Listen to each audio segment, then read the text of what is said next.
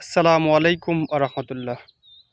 যেতে হবে খালি হাতে, যেতে হবে খালি হাতে, সঙ্গে কিছুই যাবে না।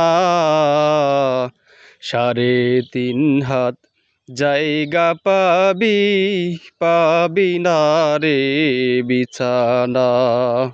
3.5 হাত জায়গা পাবি, পাবি না রে বিছানা। যেতে হবে খালি হাতে, যেতে হবে খালি হাতে, সঙ্গে কিছুই যাবে না। 3.5 হাত জায়গা পাবি, পাবি না